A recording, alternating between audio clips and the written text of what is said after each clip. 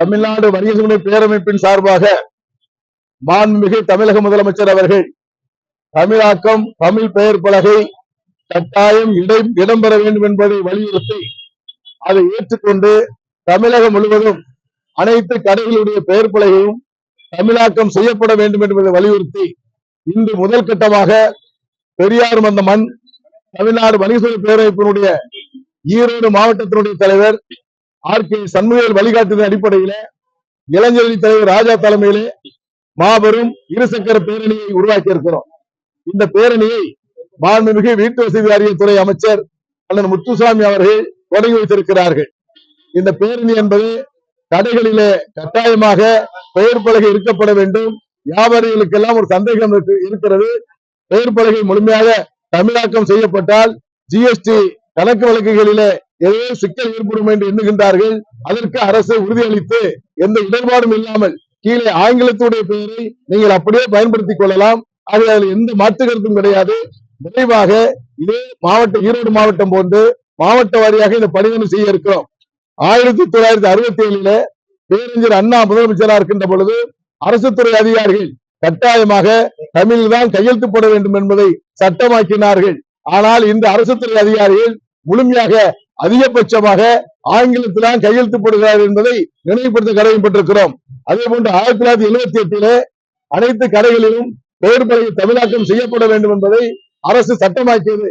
ஆனால் சட்டமாக்கியதோடு அவர்கள் விட்டுவிட்டார்களே தவிர அதை மீட்டெடுப்பதற்காக மாண்புமிகு முதலமைச்சர் அவர்கள் கடும் முயற்சி எடுத்து இந்த பணிகளை தொடங்கி இருக்கிறார்கள். ஆகவே கடை பெயர் பலகை என்பது தமிழாக்கம் செய்ய வேண்டும். இதற்கு அரசும் எங்களுக்கு வேறு எந்த இடர்பாடும் இல்லாத நிலையை உருவாக்க வேண்டும். உள்நாட்டு வணிகர்கள் அநேகமாக தமிழாக்கம் வைத்திருப்பார்கள். வெளியூர் கம்பெனிகள் கார்பரேட் கம்பெனி நிறுவனங்கள் தான் முழுமையாக ஆங்கிலமாக வைத்திருக்கிறது. முதல் கட்டமாக பெரிய பெரிய கார்பரேட் கம்பெனிகளுக்கு அரசு நோட்டீஸ் மூலமாக அவர்கள் கட்டாயமாக பெயர் பலகை தமிழாக்கம் செய்யப்பட வேண்டும் என்றும், இல்லை என்றால் லைசன்ஸ் ரத்து செய்யப்பட வேண்டும் என்பதை நாங்கள் வலியுறுத்துகிறோம்.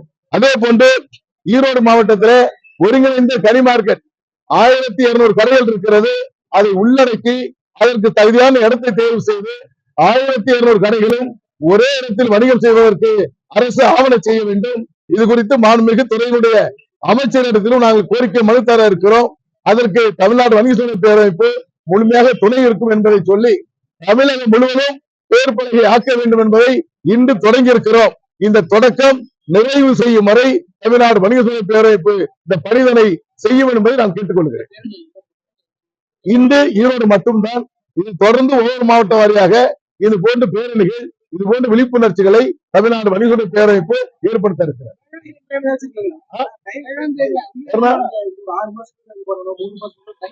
இல்லை, அதாவது இதுவரைக்கும் இப்ப நாளை 7ஆம் தேதி சென்னையில அந்த அரசு துறை அதிகாரிகள் மாண்புமிகு துறையினுடைய அமைச்சர் வெள்ளக்கோயில் அண்ணன் சாமிநாதன் தலைமையில கூட்டம் நடைபெற இருக்கிறது. அதுல சில முக்கிய முடிவுகள் இருக்கிறோம். அதுல காலக்கெடு நிர்ணயம் செய்யறோம். அது போடலாம். அதாவது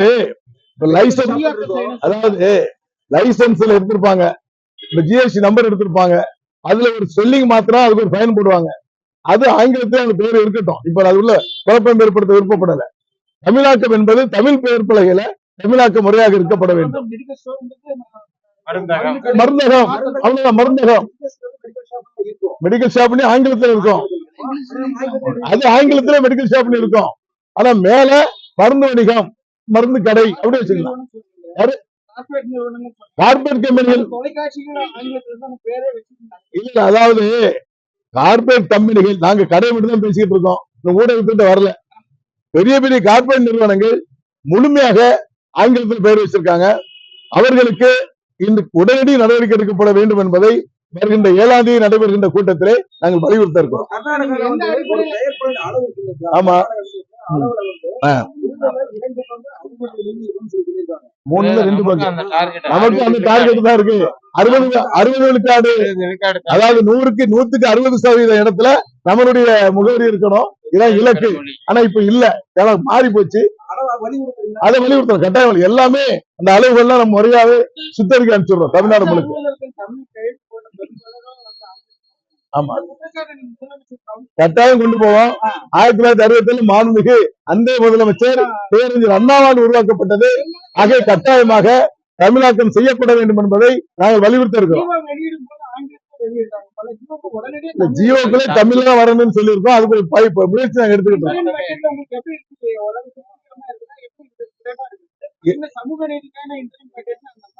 இடைக்கால பட்ஜெட் வியாபாரிகள் ஏமாற்றுகின்ற பட்ஜெட்டாக அமைந்திருக்கிறது.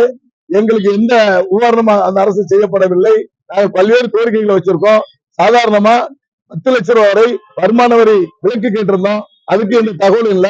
ஜிஎஸ்டி வரி விதிப்பில மாற்றங்கள் கொண்டு வாங்க. நான் கேட்டது ஒரே உரிமனை வரியா கொண்டு வாங்க. எல்லா பொருளும் வரி போடுங்க. வரி இல்லாத பொருளே வேண்டாம். எல்லா பொருளும் வரி போடுங்க. அப்ப வரி குறைத்தால் வரி ஏய்ப்பு இருக்காது என்பதை வலியுறுத்தலாம். அது சம்பந்தம் எந்த பதிலும் வரவில்லை.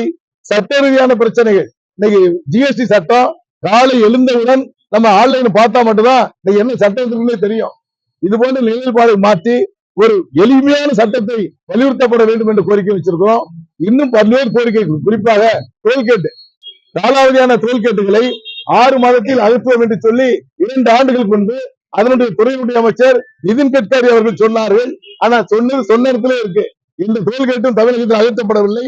அது பெரிய கார்பரேட் கம்பெனி இணையாக வருஷம் விலையேற்றப்பட்டுக் கொண்டிருக்கிறது. ஆனா அடிப்படை வசதிகள் என்பது சாலை மூலமாக இத்தனை மரங்கள் வைக்க வேண்டும், தண்ணீர் வசதி வேண்டும், எந்த அடிப்படை வசதியுமே இல்லை. இதையெல்லாம் கட்டாயம் வேண்டும் என்பதை கேட்டிருந்தோம். எதுவுமே செய்யாத பட்ஜெட் 2 வரை இருக்கிறோம். 300 விழுக்காடு மின்சாரம், 300 யூனிட் மின்சாரம் அந்த ஜோனார்ல தந்திருக்காங்க. அதை வரவேற்கிறோம். 1 லட்சம் கோடிக்கு மேல வட்டிலா கடன் சொல்லியிருக்காங்க. ஆனா யாருக்கு கொடுக்க போறாங்க? எங்களை பொறுத்தவரையில வெள்ளத்தால் பாதிக்கப்பட்ட வியாபாரிகள், மழையால் பாதிக்கப்பட்ட வியாபாரிகள், வாழ்வார்த்தை இழந்திருக்கின்ற வியாபாரிகளுக்கு வட்டிலா கடன் கொடுத்து அவருடைய வாழ்வார்த்தையும் உயர்த்தப்பட வேண்டும் என்பதை கோரிக்கை வலியுறுத்துறோம்.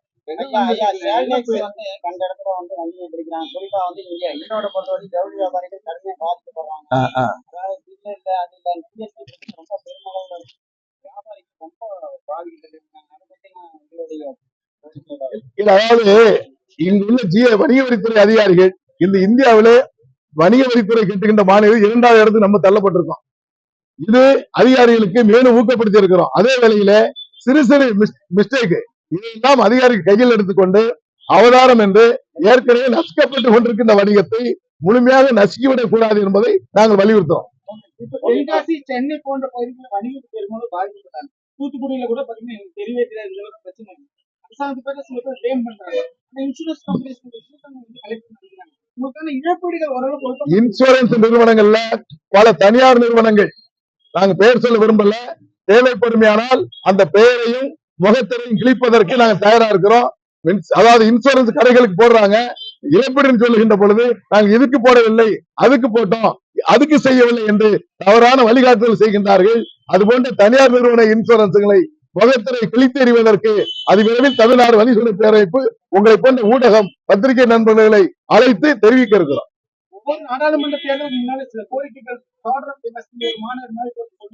இந்த நாடாளுமன்ற தேர்தலுக்கு உங்களுடைய முக்கியமான டிமாண்ட் இப்போ எங்களுடைய தமிழ்நாடு வணிக சங்க பேரவை தலைமை அலுவலகத்திற்கு காங்கிரஸ் கட்சியுடைய முன்னாள் முதலமைச்சர் நிதியமைச்சர் ப. சிதம்பரம் அவர்கள் எங்களோடு வருகை தந்து எங்களுடைய கோரிக்கைகளை வாங்கியிருக்கிறார்கள். மற்றும் பாரதிய ஜனதா கட்சியினுடைய தலைவர் அண்ணாமலையார் அவர்கள் விரைவாக எங்களை சந்தித்து கோரிக்கைகளை வாங்குவதாக அறிவித்திருக்கிறார்கள். மாண்புமிகு முதலமைச்சர் அவர்களும் எங்களை சந்தித்து கோரிக்கைகளை பெற இருக்கிறார்கள். நாங்கள் கோரிக்கைகளை மிக தெளிவாக தர இருக்கிறோம்.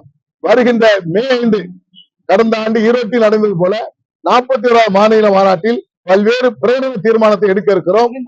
இந்த ஆண்டு வருகின்ற 6ஆம் தேதி சென்னையிலே அந்த அறிவிப்பு வெளியாக இருக்கிறது.